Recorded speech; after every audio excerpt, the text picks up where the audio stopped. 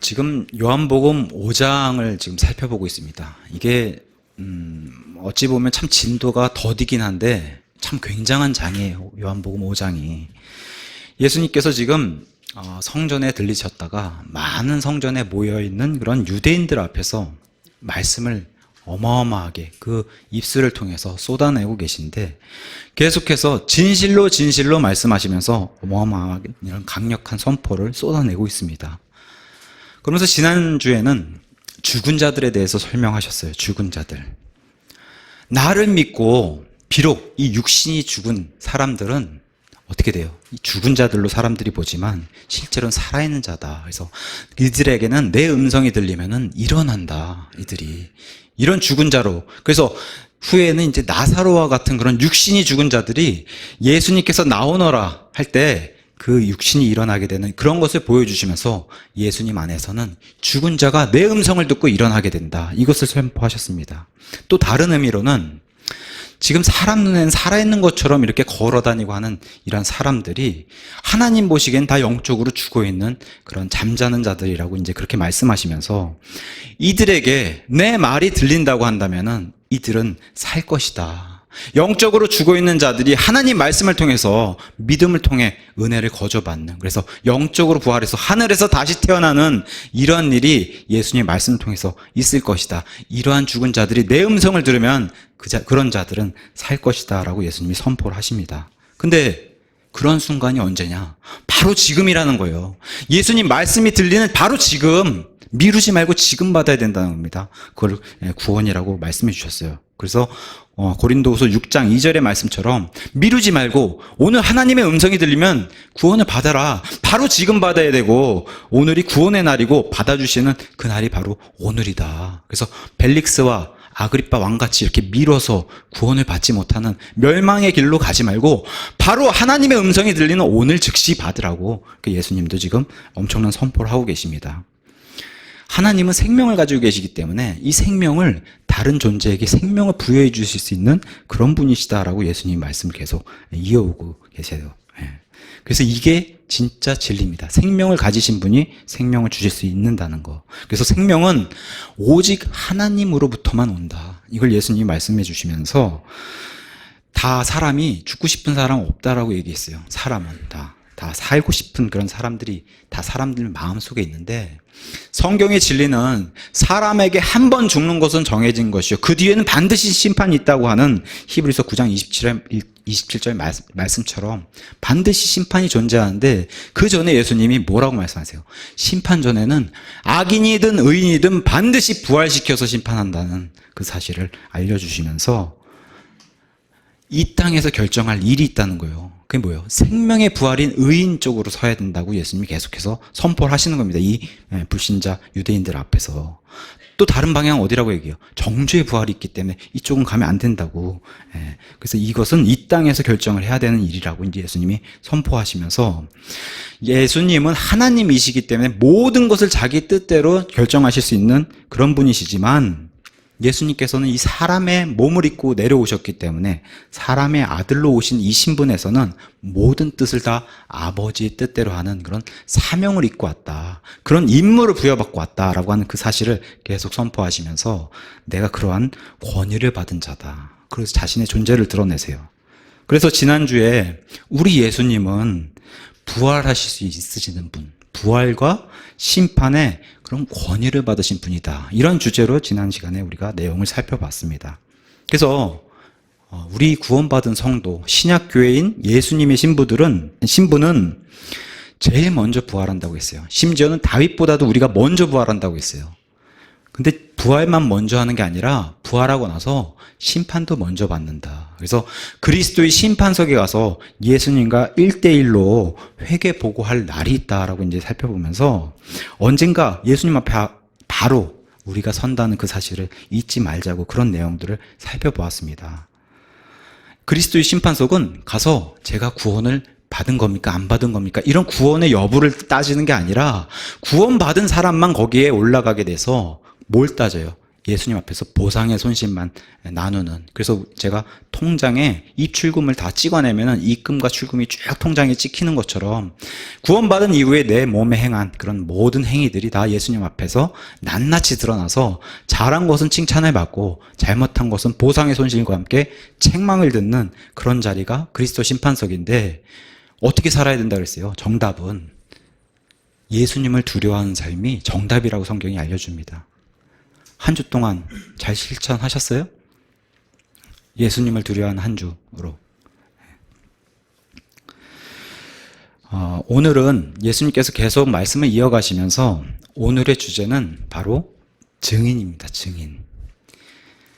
증인, 이 증인이 하는 행위를 증언이라고 얘기해요. 증언. 결국 오늘 말에 대해서 이렇게 주제를 삼아서 얘기를 나눠볼 텐데, 우리가 잘 알다시피 증인은 자기가 보고 들은 것들을 진술하는 그런 사람이라고 이제 정의를 내릴 수 있습니다. 그러니까 증인은 말을 해야지 효력이 있는 거예요, 말. 그래서 오늘 주제가 말과 관련이 있는데, 제가 오늘 기도드렸을 때 그렇게 얘기했어요. 사람이 짐승과 구별될 수 있는 것은 말을 할 수 있다. 이게 하나님의 본성 가운데 그런 본성을 우리가 부여를 받았습니다. 물론 민수기 22장 28절에 가서 보시면 딱 한 번 하나님이 허락하시니까 나귀가 말을 하는 일이 생겼어요. 성경에서 딱 한 번, 처음이자 마지막으로. 나귀의 입도 여시니까 나귀가 말을 했다라고 성경이 기록해 주는데, 그 말은 반대로 뭐예요? 짐승은 닫으셨다는 거예요. 말을 못하게 금지해놨다는 거예요. 근데 사람은 말을 할 수 있도록 열어주시고 허락하셨다는 거예요. 이게 우리에게 부여된 특권입니다. 사람만 말을 할 수 있다는 거예요. 창세기 1장에 하나님께서 이렇게 시작하세요. 하나님께서 하늘과 땅을 창조하시니라. 맨 앞에 처음에 이렇게 해서 이제 성경이 시작을 하게 되는데, 그 첫째 날 뭐라고 굳이 하나님께서 말씀하셨다는 것을 기록해 놓고 그것을 성경으로 우리를 통해 알려주셨는데, 빛이 있으라 이렇게 말씀하셨어요. 말씀으로 창조하실 수 있는 이런 분이라고 자기 존재를 드러내신 겁니다. 말씀의 권능을 가지신 분이라고 성경에 드러내면서 시작을 하게 됩니다, 성경이. 그래서 창세기 1장에 모든 것을 만드신 분이라고 이제 창세기에 기록해 주시면서, 우리가 잘 알다시피 6일째 아담을 만드셨어요. 아담을 만드시고 제일 먼저 하나님이 뭘 하셨어요? 말을 거셨어요. 말을 하셨어요. 뭐라고 말을 하셨어요?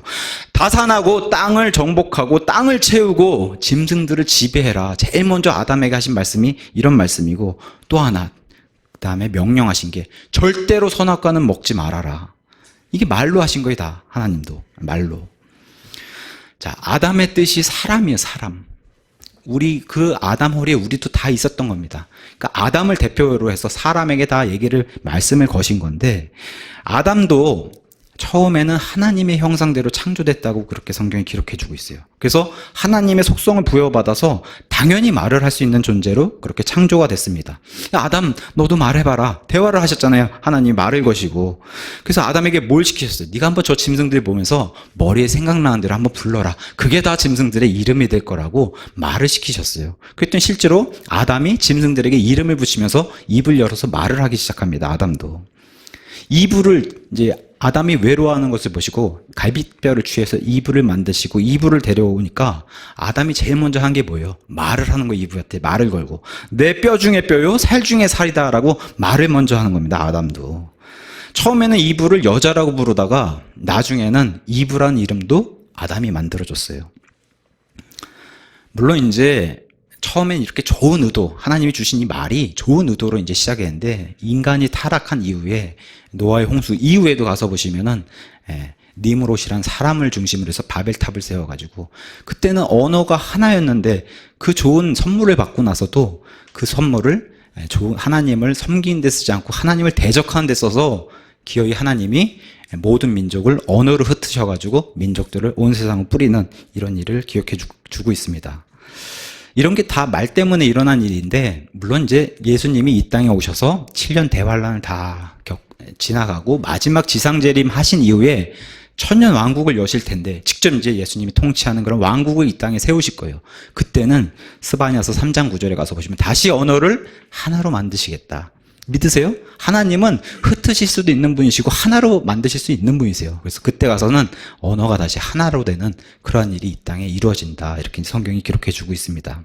물론 이제 많은 주석가들이 이 언어는 이스라엘 히브리 말 아니겠냐 이제 이렇게 예상을 하는데 뭐 그거는 그때 가서 이제 우리가 확인해 보면 됩니다. 자, 창세기에서 이렇게 창조하신 이 하나님을 요한복음 1장 1절에 창세기에서도 말씀하신 이분, 그 말씀을 하시면서 빛이 있으라 이렇게 창조하셨던 이분을 요한복음 1장에 뭐라고 소개하세요? 처음에 말씀이 계셨고 말씀이 하나님과 함께 계셨으며 말씀이 하나님이셨다. 이분이 이분이라는 겁니다. 예수님을 소개하면서 말씀하셨던, 말씀으로 창조하셨던 그분이 예수님이라고 소개를 하면서 요한복음 1장 4절에서도 예수님을 뭐라고 소개하세요? 빛이시다. 이분이 어둠의 빛을 전달하시는 그런 분이시다. 빛을 만드신 분이 빛의 원천이시다. 이분이시다라고 설명하는 게 요한복음 1장의 시작입니다. 마태복음 4장 4절에 마귀에게 시험당하면서 예수님이 엄청난 선포를 하세요. 사람이 빵으로만 살 것이 아니라 하나님의 말씀, 입에서 나온 모든 말씀으로 살 것이다 라고 이제 말씀해 주셨어요. 말은 단어들이 모여서 이 말이 되는 겁니다. 문장도 되고 말이 되는 겁니다. 자, 하나님의 입에서 나온 이 단어들을 모아서 기록을 했더니 그걸 우리는 성경이라고 불러요. 하나님 입에서 나온 그 단어들을 모아서 기록을 했더니 그걸 우리는 성경이라고 얘기하고, 세상의 시선으로 이 우리의 종교를 바라보면 우리는 책의 종교다 이렇게 얘기해요. 책을 중시하는 종교다. 성경을 중시하는 종교다 이렇게 얘기해요. 자, 단어들이 입 밖으로 나오면 이게 소리가 되고 음성이 된다라고 그렇게 얘기를 드렸어요. 하나님의 말이라고 영어로 돼 있죠. word라는 단어로 돼 있지만 그걸 우리는 존칭을 붙여서 이제 말씀이라고 붙입니다. 하나님 입에서 나온 말씀. 근데 특별히 예수님이 이 땅에 사람의 몸을 입고 오셔서 선포하신 말씀은 좀 더 특별하니까 하나님의 철자라는 단어로 따로 떼서 이것을 가스펠이라고 부르고 우리는 복음이라고, 너무 좋은 소식이니까 복음이라고 따로 떼서, 이건 예수님 입에서 나온 말씀이라고 따로 떼서 이렇게 구분도 합니다. 제가 말씀드리려고 하는 것은 증인의 역할은 입을 열어서 말을 하는 거예요. 증인의 역할이. 그러니까 증인이 제일 중요한 것은 뭐예요? 말을 해야 된다는 거예요. 근데 예수님의 증인이라면 특별히 뭘 얘기하는 거예요? 입을 열어서 예수님을 증언해야 된다. 그 얘기를 하는 겁니다. 오늘 주제가 예수님을 증언해야 된다. 예수님이 오늘 그래서 자신을 위해서 증언하는 증인 4명을 부릅니다. 그래서 증인 4명을 소개해 주시는 그런 본문을 오늘 살펴볼 겁니다. 오늘 제목을 예수님이 소개해준 넷째 증인, 예수님이 소개해준 넷째 증인, 이런 제목으로 한번 살펴보겠습니다. 우리 다 구원받은 사람이라면은 싫어도 증인이 돼요.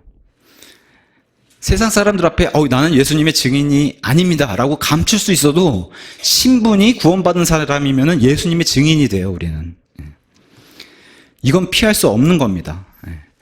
자, 예수님의 증인이 돼서 나는 예수님을 증언하기 싫습니다 라고 한 사람은 한번 구원을 다시 체크해 봐야 돼요. 예수님의 생명이 내 안에 들어와 있다면은 예수님을 증언하는 것이 기쁨이 돼야 돼요. 이거 숨기면 안 되는 거예요.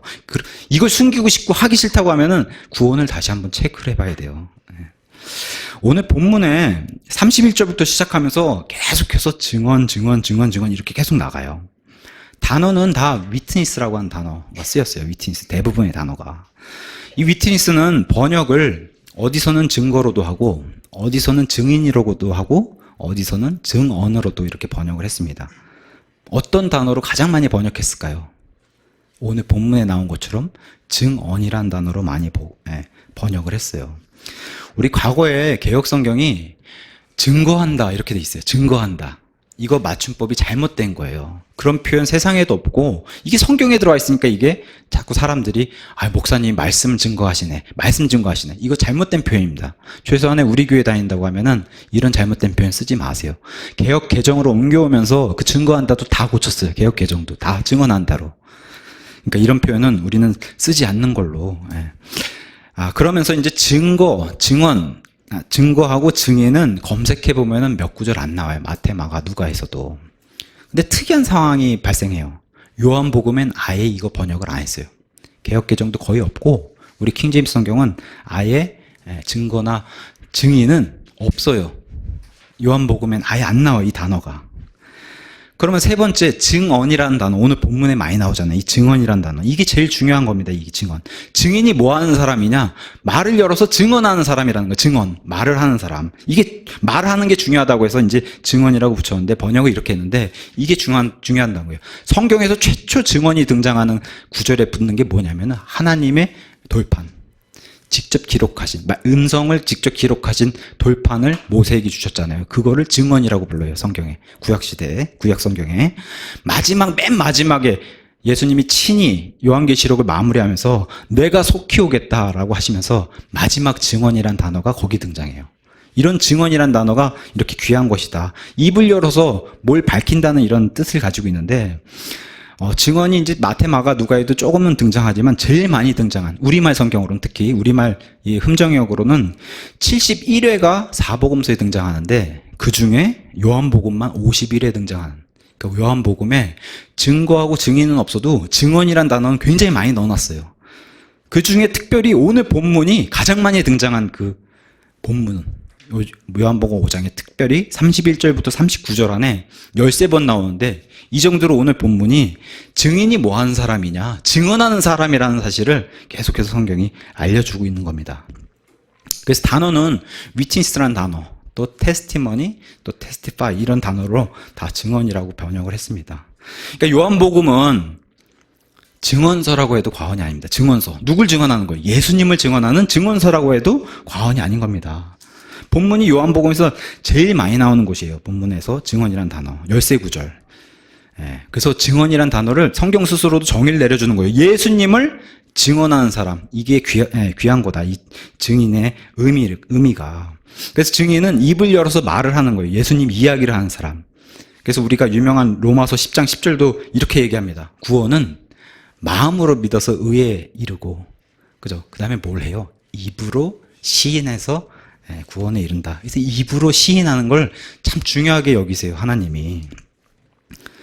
자, 예수님이 이제 본문의 말씀을 선포하시는데 31절. 내가 만일 내 자신에 대하여 증언하면 내 증언은 참되지 아니하리라. 이렇게 시작하세요. 예수님은 하나님이시기 때문에 스스로 증언하셔도 이게 참된 얘기예요. 스스로 증언하셔도 돼요. 근데 여기 선포하는 문맥, 그 내용이 뭘 계속 얘기하고 계신 거예요. 나는 나를 죽이고 아버지의 뜻을 계속 선포하신 거예요. 나는 내가 아니라 아버지의 뜻대로 지금 행하고 있는 이 사명감, 임무에 대해서 계속 얘기를 하시는 그 초점이기 때문에 계속 내가 스스로 증언하는 것보다 다른 사람이 증언하는 것을 지금 소개해 주려고 하는 겁니다. 그래서 19절 본문, 그러니까 5장, 요한복음 5장 19절, 30절에도 계속 얘기하시는 게 뭐예요? 나는 스스로 하지 않고 아버지의 뜻대로 계속 한다라는 것을 쭉 이어오고 계신 거예요. 선포하시면서. 요한복음 8장에 가서 보시면 가늠한 여인이 잡혀오는데 이 여인이 이제 곧 죽을 거예요. 사람들에게 돌 맞아서 죽을 그런 처지에 놓였는데 예수님이 구원해 주시죠. 그러니까 예수님이 여자에게 뭐라고 얘기하세요? 나는 세상의 빛이다. 네가 지금 어둠에 있다가 나한테 구원받고 빛을 보지 않았냐? 나는 세상의 빛이다 말씀하셨는데 바리새인 옆에서 툭 튀어나와서 그거 안 좋은데? 당신은 지금 스스로 증언하는 거니까 그건 무효야 이렇게 얘기해요. 예수님이 요한복음 8장에 이렇게 얘기를 하십니다. 8장 13절에. 그러므로 바리새인들이 그분께 이르되 내가 내 자신에 대하여 증언하니 내 증언은 참되지 아니하니라. 그러니까 예수님 뭐라고 대답하세요? 예수님께서 그들에게 응답하여 이르시되 내가 내 자신에 대하여 증언할지라도 내 증언은 참되다. 그죠? 사실이죠. 예수님은 하나님이시기 때문에 자신이 증언해도 참되신 건 맞아요. 근데 나는 내가 어디에서 와서 어디로 가는지 알거니와 너희는 내가 어디 와서 어디로 가는지 말할 수 너희는 모르기 때문에 이제. 그래서 내 자신의 증언은 내가 해도 참되지만 오케이, 내가 안 하고 본문에서는 내가 다른 사람을 소개해 주겠다 이렇게 이제 얘기를 하게 됩니다. 근데 이분이 지금 사람들이 너희가 지금 아버지도 모르고 나도 모르는데, 그래서 요한복음 1장 18절에는 예수님이 이렇게 설명하세요. 아무도 어느 때나 하나님을 보지 못하였으되 아버지 품속에 계신 독생자께서 그분을 밝히 드러내셨느냐. 그러니까 아버지를 드러내실 수 있는 분은 아들 예수님이신데 이 아들 예수님이 그러면 내가 증언하지 않고 다른 증인들을 내가 소개해 주겠다 이렇게 얘기를 하는 겁니다. 그래서 우리는 예수님이 소개해준 아버지가 진짜라고 그 아버지만 믿으셔야 되는 거예요. 다른 아버지가 아니라 예수님을 통해서 본 아버지만. 이게 진짜 하나님 아버지인 겁니다. 제가 말씀을 준비하면서 참 감사드린 게 예수님도 감사드린 존재잖아요. 우리가 아버지께 가는 통로가 되셨으니까. 근데 아버지께 참 감사드린다. 이런 생각이 들더라고요. 왜냐? 우리에게 좋은 신랑을 주셨잖아요. 그죠? 우리에게 비교할 수 없는 최고의 좋은 신랑을 주셨잖아요. 이게 저는 남자니까 참 이게 그래도 덜 와닿아요. 이게 자매님들은 좀 더 낫겠지만 좋은 사람 소개받는 거 얼마나 좋아요. 세상에서도. 그죠? 근데 하늘에 계신 아버지가 우리를 위해서 가장 좋은 신랑을 소개해 주셨어요. 제가 주중에 이제 서울 침례교회 한 형제님과 통화를 했어요. 우리 그 배승주 자매님 따님하고 사위 되신 분이 그 교회를 좀 다니고 싶어 하셔서 내가 이런 분이 있더라고 소개도 해드리고 좀 같이 이렇게 친하게 지내라고 이제 연락을 하는데 그 전화 받은 형제가 결혼한 지 얼마 안 됐어요. 그 형제도 이제 신혼생활이고 1년이고 그래서 제가 많이 다투죠 이렇게 말씀드렸더니 아유 많이 싸우네 이렇게 얘기하더라고요. 그래서 다 그게 하나님 뜻이고 성화에 다 도움되는 일입니다. 이제 이렇게 말씀드렸더니 자기도 이제 결혼하니까 그런 느낌을 알겠다고 그렇게 얘기를 하더라고요. 사람은 결혼해도 자기 아내 남편이 썩 마음에 안 들 때도 있잖아요. 솔직히. 왜 하나님 이런 사람을 이런 생각 들 때도 있어요. 솔직히 사람이라. 근데 이건 사람이기 때문에 이런 생각이 들지 근데 이거랑 비교 안 될 정도의 그런 신랑이신 예수님을 소개해 주셨다는 거예요. 소개만 해주신 게 아니라 우리랑 정혼시켜 주셨어요. 아버지께서. 그죠? 우리가 지금 정혼한 그런 상태라는 거예요. 이게 얼마나 감사한 일이에요. 앞으로 이분과 영원히 살게 되는 그런 일이 펼쳐진다고 얘기를 하니까 예수님은 거짓말하지 못하시는 그런 분이세요. 그래서 아버지께서 내 첫째 증인이시다. 아버지 입에서만 나온 것이 참된 것이다. 그것을 내가 전달하는 것이다. 이렇게 얘기하면서 아버지를 소개하면서 그러면서 본문에 33절부터 이렇게 32절에 이제 소개를 하게 됩니다. 32절에 나에 대하여 증언하시는 다른 분이 있는데 나는 그분께서 나에 대하여 증언하시는 그 증언이 참된 줄 안다. 그러니까 아버지께서 말씀하신 것만 참되는 거예요. 아버지 얘기를 잠깐 하시고 그 다음에 이제 둘째 증인인 침례자 요한을 소개하게 됩니다. 33절부터 35절에 33절에 너희가 요한에게 사람을 보내매 그가 진리에 대하여 증언하였느니라. 원래 하나님이 증언하시는 게 참된 증언이에요. 근데 사람의 입장에서 지금 사람은 하나님의 그런 이해 영역을 뛰어넘지 못하기 때문에 너희가 이해하기 쉽게 내가 그러면은 너희와 동등한 사람을 소개시켜 주겠다. 사람 가운데 이런 사람이 예수님의 증인이다라고 해서 이스라엘 사람들에게 소개시켜 준 증인이 침례자 요한입니다. 그래서 요한을 들어서 설명해 주신 거예요. 너희가 이스라엘 사람들이 침례자 요한에게 사람을 보내서 계속해서 이 증명을 받았지 않냐, 증언하는 거 들었지 않냐. 이 침례자 요한이 나의 증인이었다. 그래서 하나님께서도 이 침례자 요한이 증인이었다는 사실을 오늘 성경 말씀을 통해서도 증언해 주시고 또 뭐예요? 사도 요한이 동일하게 기록해 주면서 침례자 요한을 다시 증언해 주고 있습니다. 이 침례자 요한은 사도 요한이 아예 1장 시작할 때부터 예수님을 설명하자마자 바로 침례자 요한을 설명해요. 6절부터. 그래서 하나님께서 보내신 사람이 있었는데 그의 이름은 요한이더라. 바로 그가 증언하러 왔으니 이게 요한의 임무입니다. 증언하러 왔으니 이것은 그 빛 예수님이신 그 빛에 대해 증언하여 모든 사람이 자기를 통해 요한을 통해서 이 예수님을 알도록 믿게 하려 함이라. 그는 그 빛이 아니요 예수님이 아니란 거예요. 그 빛에 대해 증언하도록 보내어진 자다. 이렇게 성경이 설명하고 있어요. 그러면서 15절에 요한이 그분에 대해 증언하며 외쳐 이르되 내가 말하기를 내 뒤에 오시는 분이 나보다 앞서신 것은 그분께서 나보다 먼저 계셨기 때문이라 라고 증언한 이 사람을 예수님이 지금 소개해 주고 있는 겁니다. 예수님이 이 침례자 요한이 지금 뭘 선포하신 거예요? 하늘로부터 지금 사람의 몸을 입고 내려오신 메시아가 오셨다고 하는 이 사실을 선포했어요. 침례자 요한의 증언은 이겁니다. 그 메시지가. 그래서 이분이 오셨기 때문에 요한의 입에서 처음 입을 열어서 한 말이 뭐예요? 회개해야 된다. 이거부터 선포했어요. 회개하라. 이분이 오셨기 때문에 회개해야 된다. 왕국을 세우실 분, 왕국 자체이신 분이 지금 오셨기 때문에 너희는 회개하라. 이게 이제 요한의 첫째 증언이었어요. 그랬더니 이스라엘 사람들이 놀랬잖아요. 그래서 이스라엘 사람들이 내가 그럼 그리스도냐 엘리야냐 막 이렇게 물어보지 않습니까? 요한복음 1장 19절에 이렇게 얘기해요. 예루살렘에서 제사장들과 레위 사람들이 그에게 보내어 내가 누구냐 하고 물을 때에 그의 증언은 이러하니라. 그가 시인하고 부인하지 아니하며 시인하여 나는 그리스도가 아니라 나는 아니라 나는 아니라 나는 그저 광야에서 외치는 그냥 소리일 뿐이다. 나를 주목하지 말고 내 뒤에 오시는 예수님을 주목해라. 그렇게 외쳤던 증인이 바로 침례자 요한이었다. 이렇게 성경이 얘기해주고 있는 겁니다. 요한이 뭘 봤어요? 아버지가 알려주신 대로 저기서 지금 침례받으러 오신 예수님을 보니까 성령님이 비둘기처럼 이렇게 머리 위에 앉으시는 것을 이렇게 보고 나서 저분이시구나 이렇게 요한이 알아챘습니다. 그래서 예수님께 말씀드리잖아요. 제가 침례를 받아야 하지 않습니까? 예수님 뭐라고 말씀하세요? 내가 이 땅의 질서에 이걸 따르겠다. 나에게 침례를 베풀어라. 그래서 예수님 침례를 받으세요. 이게 너와 나에게 합당한 거고 이게 옳은 일이다라고 예수님 말씀해 주세요. 그래서 요한이 말을 하려고 하는 건 이거예요. 나보다 앞서신 분이신데 내 뒤에 오셔가지고 내게 침례를 받으셨지만 이분은 나보다 월등히 앞서신 먼저 계셨던 나의 창조주, 이걸 얘기하는 거예요. 침례자 요한이. 그 증인이 된 사람이 요한이었다. 그래가지고 바로 이분이시구나 하고서 이분은 세상 죄를 제거하시는 하나님의 어린 양이시다. 저분을 봐야 된다 하고 자기 제자들까지 다 절로 보내는 그런 사람이 바로 침례자 요한이었습니다. 그분은 반드시 흥하여야 하고 나는 쇠하여야 된다. 나는 줄어들어야 되고 그분이 계속해서 확장돼야 되는, 그래야 되는 그런 분이시다 하면서 이 침례자 요한을 예수님이 이런 자가 나의 증인이다 이렇게 소개하고 있는 거예요. 이런 자가 나의 증인이다.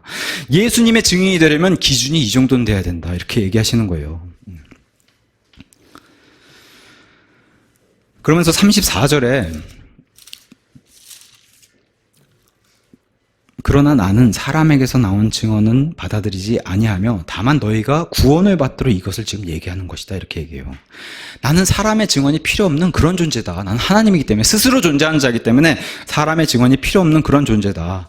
하나님은 무한하신 존재고 사람은 유한한 존재입니다. 사람이 하나님을 다 이해할 수 없어요. 그래서 사람 수준에서만 이해할 수 있는데 그 사람 수준에서만 이해할 수 있게 지금 침례자 요한을 설명하시면서 침례자 요한이 얘기하는 너희와 동일한 그 본성을 가진 침례자 요한이 얘기하는 그걸 주목해봐라. 이건 나를 위한 게 아니라 너희의 구원을 위해서 지금 내가 침례자 요한을 소개하고 침례자 요한의 말을 소개하는 거다. 지금 이렇게 얘기하는 겁니다. 나를 위한 게 아니라 너희를 위한 거다. 침례자 요한은 이렇게 얘기하세요. 그래서 너희가 구원을 받도록 이것은 너희에게 필요한 거지 내게 필요한 게 아니다. 너희에게 필요한 거다. 그래서 나는 사람의 증언이 필요 없는 그러한 존재다.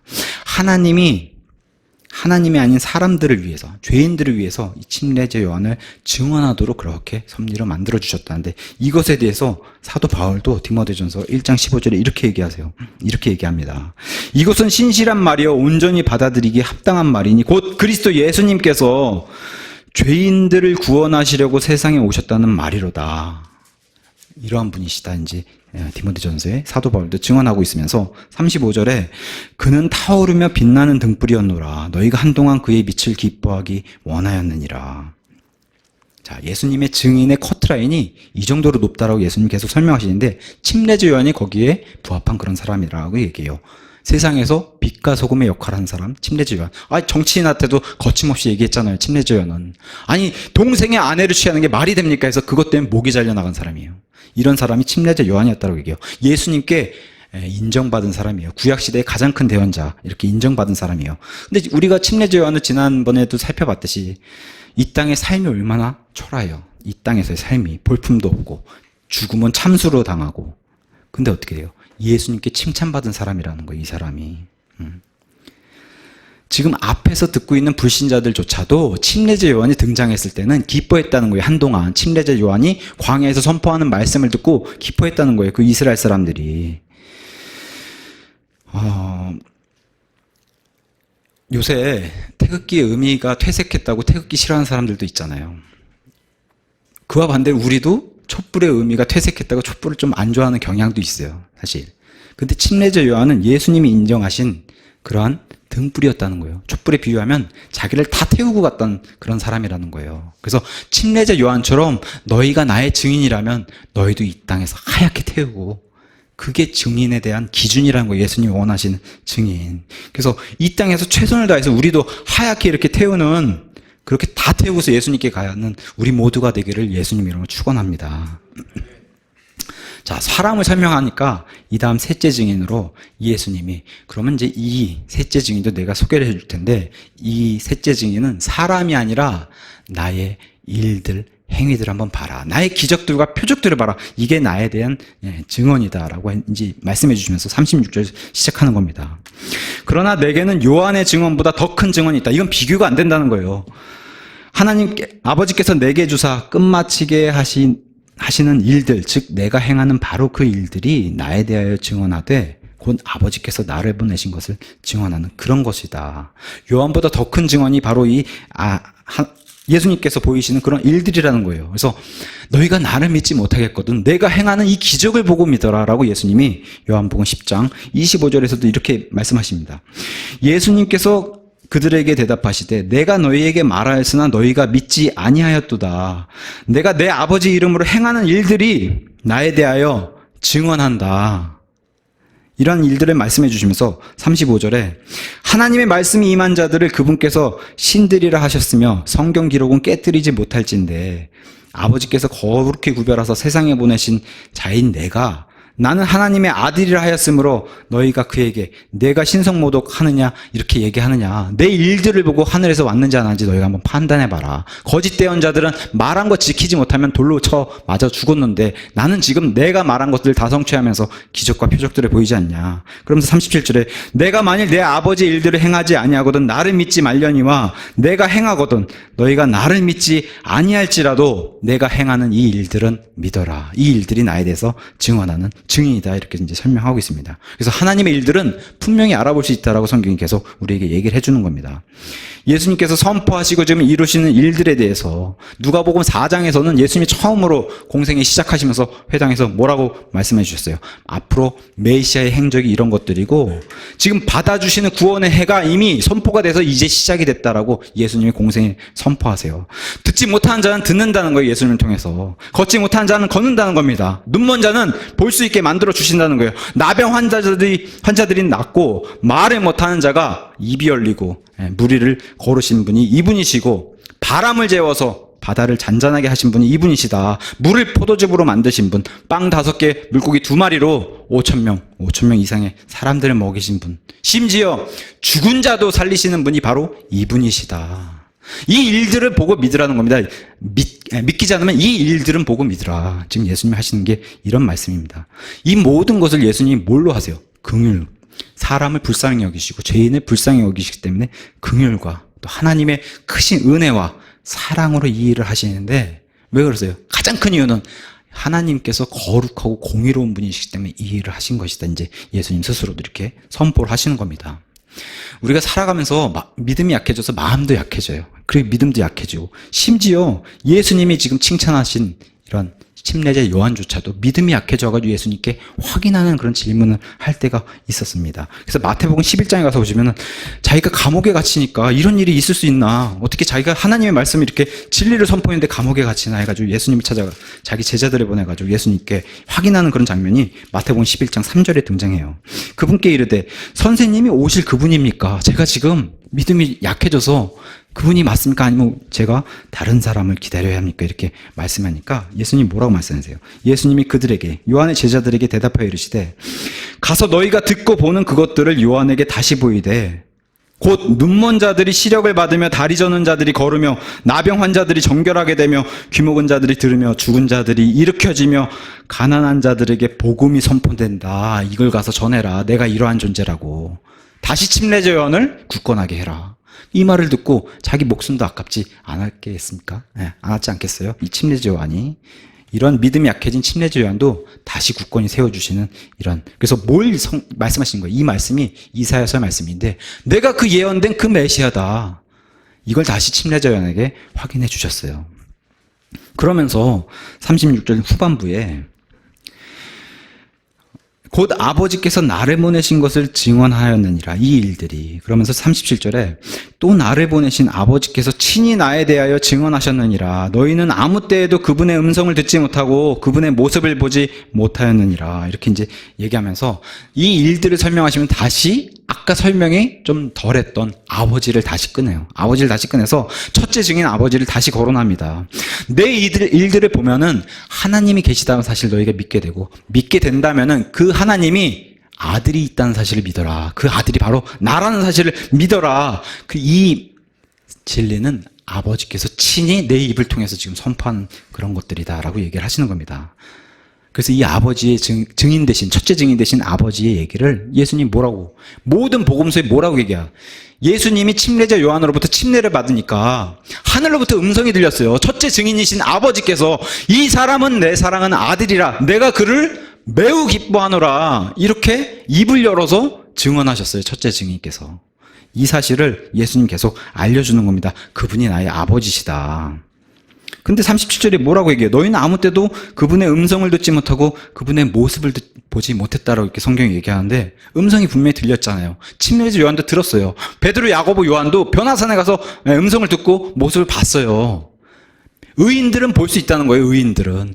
불의한 자들과 죄인들은 못 듣는다는 거예요. 예수님 보여줘도 보지 않으려고 하고, 들려줘도 듣지 않으려고 하니까 이게 못 듣고 못 보는 것이지, 의인들은, 또 구원받게 될 자들은 하나님을 보고 음성을 듣는다는 겁니다.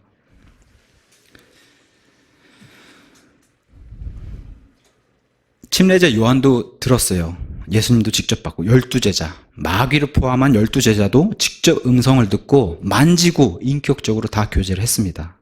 변화산에서 새 제자들도 다 보고, 부활하신 모습은 의심 많은 도마도 만져보고 그분을 믿었어요. 우리는 어때요? 뭐 어저께 예수님 만나신 분 계세요? 혹시? 못 보셨나요? 여기 들리셨는데.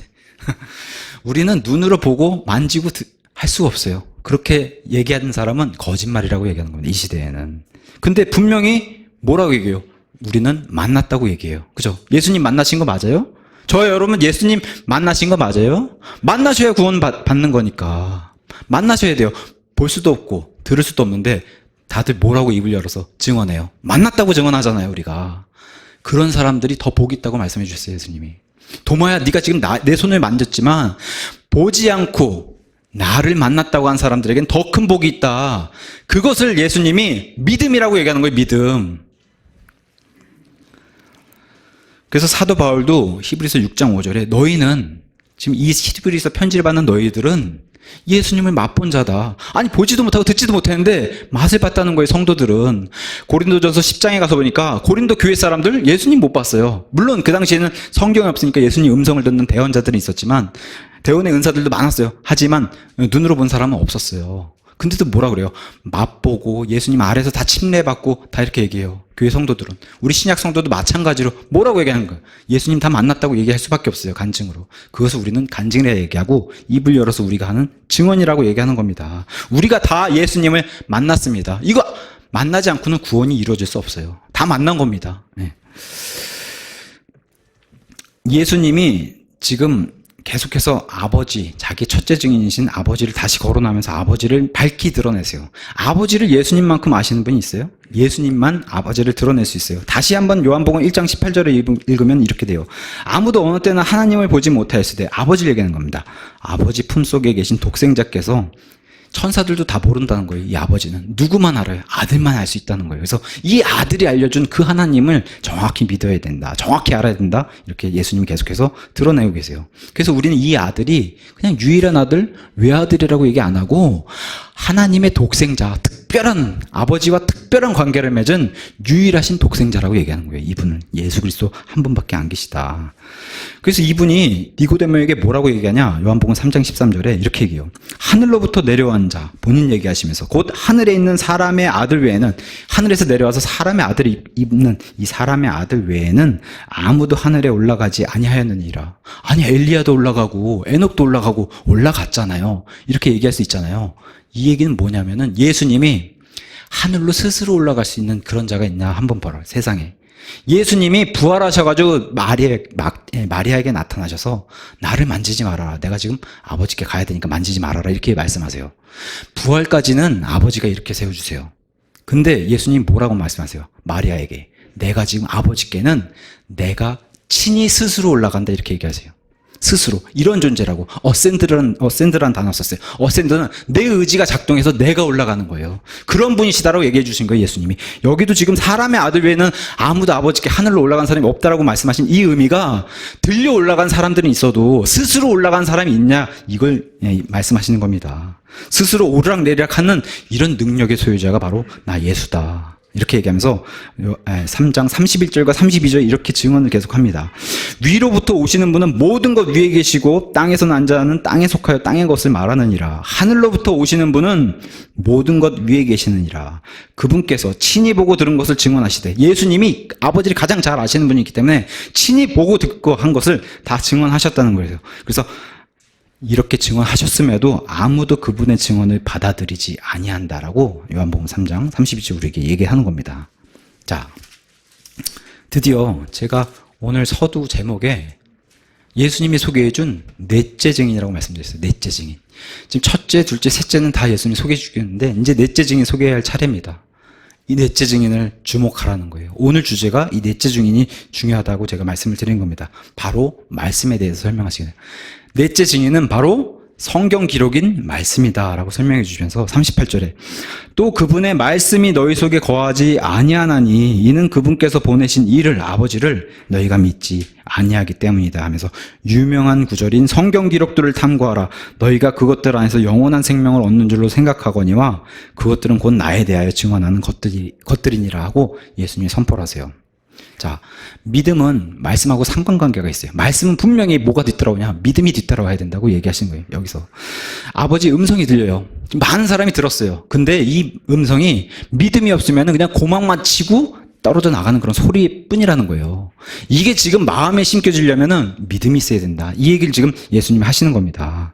예수님 말씀도 마찬가지예요. 믿음이 없으면 이게 가서 씨가 심겨지지 않는다라고 얘기하는 거예요.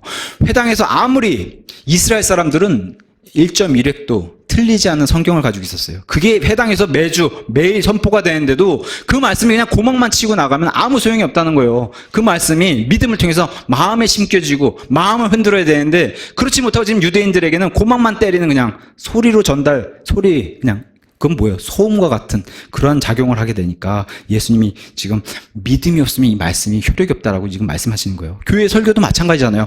성경 구절 읽으면 뭐예요? 믿음이 없으면 그 말씀이 들어오질 않는데 우리가 완벽한 성경을 손에 가지고 있어요, 지금. 그죠? 구글도 인정한 완벽한 성경을 가지고 있어요. 이 성경 매주 읽고 듣고 보고 하는데 이게 믿음이 없으면 우리 역시도 이게 정착을 못 한다는 거예요. 이 말씀이 우리에게 심겨지지 않는다는 거예요. 우리도 역시 고막만 그냥 조금 흔들고 떨어져 나가는 소음일 수 있으니까 조심하라고 얘기하는 겁니다. 예수님이 이 땅에서 복음서의 씨 뿌린 자의 비유를 설명하셨어요.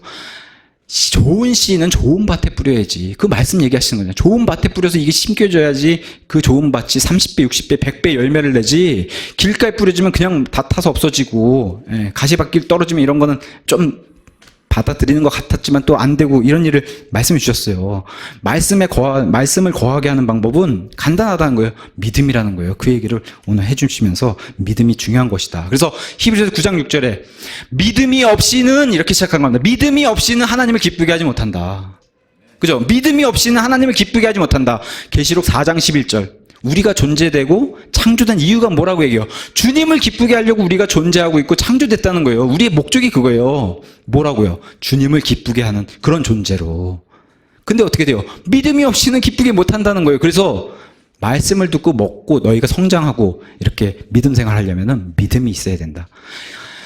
처음부터 끝까지 계속 요구하시는 게 딱 한 가지잖아요. 믿음. 그죠? 하나님의 의는 믿음에서 믿음까지. 그냥 어디를 찾아도 믿음이에요. 하나님 원하시는 거는. 그걸 지금 하나님을 기쁘게 하는 방법은 유일하게 믿음이다. 그렇게 얘기하시는 겁니다. 요새 제가 이제 걱정되는 마음에 계속 말씀을 드리는데 요새 유튜브에 투자하는 시간이 어떠세요? 다들. 저와 여러분이 유튜브에 투자하는 시간. 유튜브는 우리가 이렇게 말씀도 듣는 좋은 매개체예요. 그건 확실해요. 근데 정확하게 보셔야 될 게, 유튜브는 우리를 살리는 것은 유튜브가 아니라 하나님 말씀이에요. 유튜브가 아니라 하나님 말씀이에요. 저와 여러분이 마음에 이렇게 손을 얹어놓고 내가 유튜브를 보고 듣는 게 정말 하나님을 가까이 하려고 듣는 건지 아니면 세상을 가까이 하려고 듣는 건지 한번 마음에 손을 얹어놓고 한번 생각을 해보세요. 나라가 위급하고 위중한 거 우리가 처한 상황입니다. 현실입니다. 나라가 그렇다고 해서 먼저인지 하나님이 먼저인지 한번 깊이 생각해 보시라는 거예요.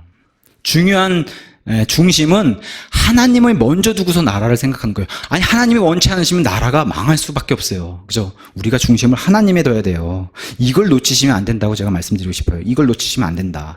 이거 찔리시면 회개하셔야 돼요. 용서해 주시고, 제가 균형을 잃었습니다. 다시 하나님을 첫 번째로 두고 제가 그 다음에 두 번째로 세상을 둬야 되는데, 이게 바뀌면은 문제가 되는 거예요. 이게 바뀌면은. 그래서 이런 마음에 또 맑은 정신을 유지하지 못했습니다. 이 시간에 우리가 하나님께 회개드리고 다시 하나님을 중심에 두고, 이게 흔들리면 안 돼요. 그 다음에 세상도 보는 이 시선으로 이렇게 균형을 갖추셔야 돼요. 39절에 뭐라고 성경이 얘기해요? 계속해서 오늘 예수님이 넷째 증인 소개하시면서 이렇게 얘기하시는 거예요. 이게 중요한 거예요. 오늘 포인트 구절이. 성경 기록들을 탐구하라. 너희가 그것들 안에서 영원한 생명을 얻는 줄로 생각하거니와 그것들은 곧 나에 대하여 증언하는 것들이니라. 성경 기록이 이렇게 중요하다는 겁니다. 이스라엘은 말씀을 지키는 거에 중요시했어요. 말씀을 지키는 거에만. 쉽게 말하면 뭐예요? 성경 체계만 더 신경 썼다는 거예요. 가죽은 어떻게 할까? 야, 종이 재질은 이런 걸 써야지. 글씨는 어떻게 하지? 색깔은 어떻게 넣고. 이런 것만 신경 썼다는 거예요. 지도도 이쁘게 넣어야지.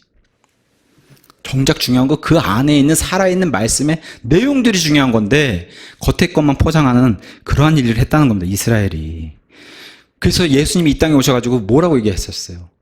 들을 끼는 자가 너무 없다. 들을 끼는 자가 너무 없다. 성경은 좋은 성경이 있어요. 말씀이 그대로 있잖아요. 히브리 성경은. 근데 들을 끼는 자가 없다 이렇게 얘기하셨잖아요. 예수님이. 진짜 말씀을 가지고 오시니까 다 거부하잖아요. 아유, 두루마기 이거 좋은 거 있는데. 우리 역시 그렇지 않은가. 우리가 지금 존재의 목적, 우리 진주소망침례 존재의 목적이 성경이에요. 킹집스 성경이에요. 이걸 정확히 아셔야 돼요. 킹집스 성경. 근데 우리 역시 이거 가죽을 좀 더 좋은 걸 이런 데에만 신경 쓰고 있지 않은지, 이 안에 있는 내용, 이 안에 있는 정말 이 살아있는 내용을 날마다 우리가 섭취를 하고 있는지. 우리가 말씀을 믿고 구원받았으면은 하늘에 있는 영원한 생명이 우리에게 들어와 있습니다. 네. 너희가 그것들 안에서 영원한 생명을 얻는 줄로 생각하는 거 맞다. 우리가 그러한 존재된 거 맞아요. 믿으십니까? 근데 이 생각이 선을 지나쳐서 도가 지나치게 되면은 방종하게 되는 거예요. 안전한데 뭐 어때? 이런 생각이 들어온다는 겁니다. 사람인지라. 한 번 구원받으면 영원히 구원받는 게 맞는데 이 생각이 들어와서 뿌리를 내리게 되면은 이게 확고한 신념이 되면 좋은 건데도 뭐 어때? 라는 생각이 우리에게 들어온다는 겁니다. 성경 말씀은 똑같은 구절도 어제 다르고 오늘 달라요. 내가 적용받는 게. 그게 살아있는 말씀이기 때문에. 하나님과 교제하시려면 일루 가셔야 돼요. 일루 가셔야 돼요. 하나님과 교제하시려면. 그래야 만나주시는 거예요. 사람이 빵으로만 살 것이 아니라 하나님 입에서 나온 모든 말씀으로 살 것이니라 이렇게 말씀해 주셨잖아요. 구원 받았어도 이 말씀 멀리하면은 예수님과 교제가 멀어지게 돼요. 구원 받았어도 생명이 없는 자처럼 그렇게 살 수밖에 없어요. 비참하게. 구원은 유지된다고 쳐도 생명이 없는 사람처럼 그렇게 지내다가 예수님 만나고 싶으세요? 그런 거 원치 않으시잖아요. 생명의 공급이 날마다 이 안에서 나오는 거예요. 이 안에서. 그거를 지금 39절이 계속 얘기해 주는 겁니다. 이 안에서 영원 무궁토록 나오는 거예요. 나중에 이 말씀을 하신 그 존재를 만나서 영원 무궁토록 그분의 입에서 나온 말씀을 우리가 사는 거예요. 본문에 39절에 뭐라고 계속 얘기해요? 성경 기록들 너희가 탐구하라. 이런 명령을 주셨잖아요. 탐구해라. 샅샅이 찾아봐라. 검색해봐라. 이렇게 얘기하는 겁니다. 예수님께서. 그것들 안에서 너희가 예수님을 증언하는 이 외치는 걸로 가득한 이 성경을 너희가 좀 봐라.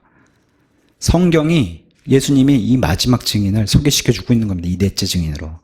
이 안에서 우리가 날마다 성경 안에서 귀한 예수님을 매일 만나기를 예수님 이름으로 축원합니다. 자, 결론의 말씀드릴게요. 처음에 말씀드렸다시피 증인은 말로 증명하는 거예요. 말로 증명하는데, 우리가 예수님의 증인이라면은 입을 열어서 예수님을 증명하고 증언하라는 거, 그렇게 이제 얘기를 하는 겁니다.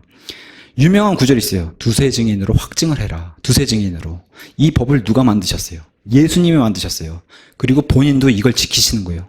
지금 증인을 넷을 갖다 놓고 셋 이상의 기준 너머에 내가 내 증인을 너희들에게 보여줬다. 이렇게 얘기하시면서 이 법을 만든 예수님조차 스스로, 하나님 스스로도 이 법을 지키시면서 우리가 구원받으면 예수님을 통해서 믿음으로 그분이 흘려주신 그 피의 보혈의 공로로 우리가 구원을 받아요.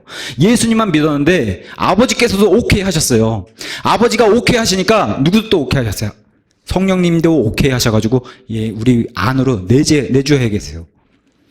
이 세 분이 우리의 증인이 되세요. 이 세 분이. 근데 우리는 이 세 분이라고 얘기 안 하고 한 하나님이라고 얘기한다. 이렇게 얘기해요. 이분들은 하늘에서 지금 증언하고 계시다는 거예요. 요한일서 5장 7절에 하늘에 증언하는 세 분이 계시니 아버지와 말씀과 성령님이시니라. 이렇게 서로 이분들은 스스로 증언하시는 그런 분들이시다. 우리에게 얘기를 하는 겁니다. 우리가 이렇게 구원받은 우리가 거부를 해도 예수님의 이런 증인의 사명은 우리에게 벗어날 수 없어요. 벗어날 수 없습니다. 이 임무가 주어진 겁니다. 오늘 증인들의 기준을 예수님께서 보여주셨는데 기준이 굉장히 높아요. 그죠? 침례자 요한 막 참수에다가 벌꿀 먹고, 그죠? 메뚜기 먹고 이렇고 평생 살았어요. 기준이 높아요. 우리 보고 그렇게 살라고 해도 살 수가 없어요. 제일 쉬운 게 뭐예요? 제가 그래서 넷째 증인 주목하라고 했던 거예요. 제일 쉬운 게 성경 기록들을 탐구해서 넷째 증인을 너희가 만나라. 이 넷째 증인을 만나면은 너희가 넷째 증인과 친하게 긴밀하게 교제를 하게 되면은 넷째 증인처럼 너희도 나를 증언할 수 있다라고 말씀해 주시는 겁니다. 예수님이. 그래서 예수님이 소개해 준 이 넷째 증인을 너희가 만나고 교제하고 해서 너희도 예수님을 증언하라. 이거예요. 예수님 말씀하시는 게.